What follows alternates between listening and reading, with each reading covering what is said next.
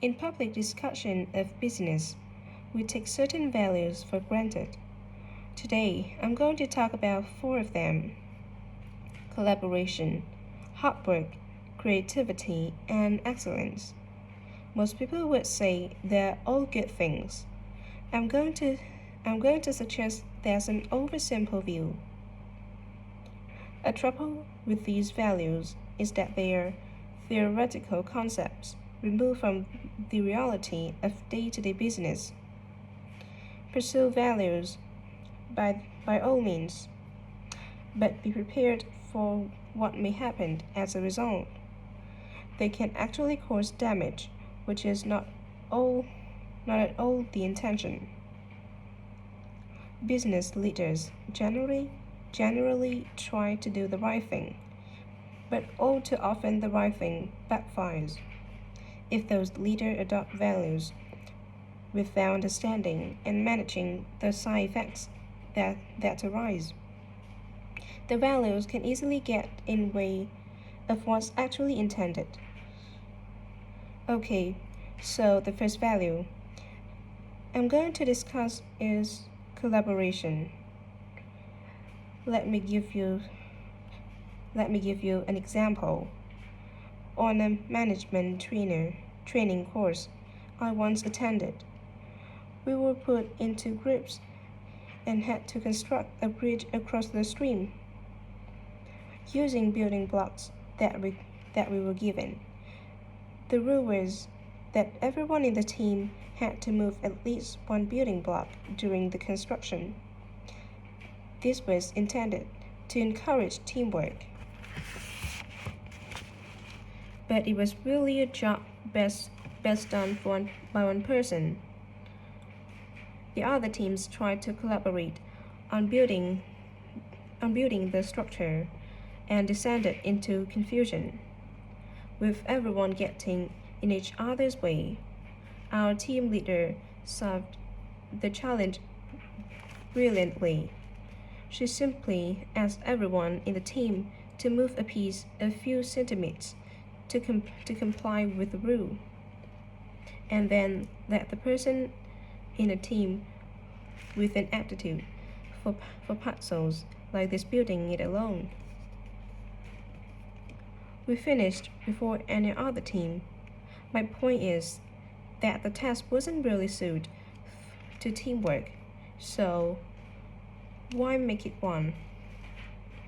Teamwork can also lead to inconsistency, a common cause of poor things. In the case of a smartphone that a certain company launched, one director wanted to target the business market, and another demanded it was aimed at consumers. The company wanted both directors to be involved to give the product a consumer-friendly name, but marketed it to companies. The result was that was that it met the needs of neither group. It would have been better to let one director of the other have his way, not both. Now, industriousness or hard work. It's easy to mock people who say they work hard. After all, a hamster running around in the wheel is working hard and getting nowhere. Of course, hardworking is valuable, but only where properly targeted. Otherwise, it wastes the resources that companies value most, time and energy, and that's bad for the organization. There's a management model that groups people according to four criteria: clever, clever, hardworking, stupid, and lazy. Here, lazy means having a rational determination not to carry out unnecessary tasks. It doesn't mean trying to avoid work altogether. Most people display two of these characteristics, and the most valued people are those who are both clever and lazy. They possess intellectual clarity, and they don't rush into making decisions. They come up with the solutions to save the time and energy spent by the stupid and hardworking group, instead of throwing more man hours at a problem. A clever and lazy group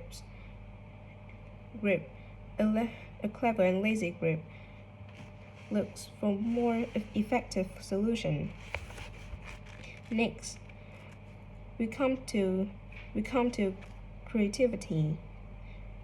This often works well creating an attention-grabbing TV commercial, for example, might lead to increasing, but it isn't always a good thing.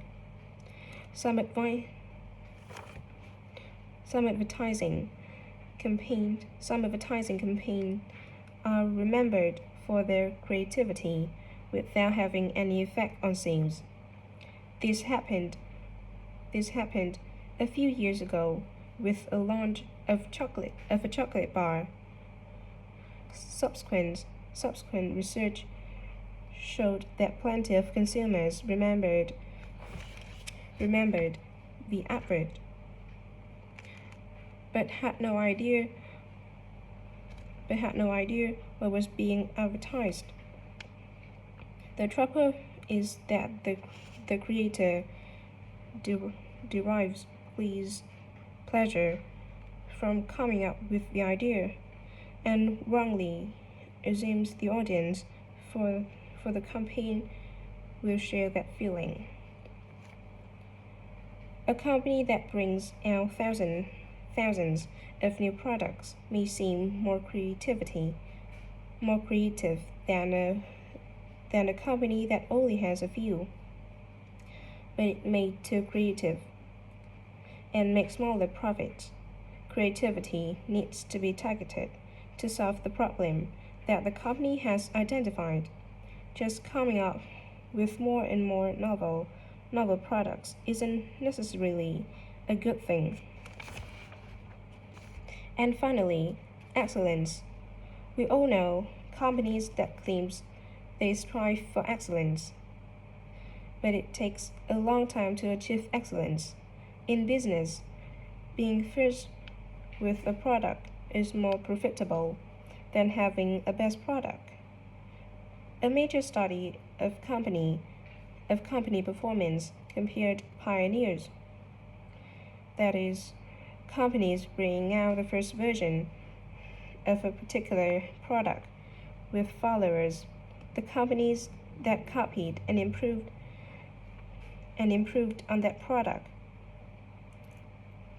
The study found that the pioneers commanded an average market share of 29%, while the followers achieved less than half that, only 13%, even though their product might have been better.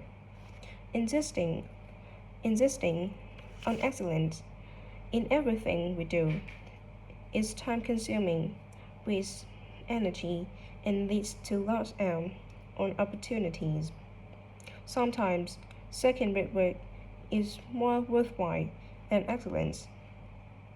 Make sure it's excellent sounds like a good approach to business, but the just get started approach is likely to be more successful.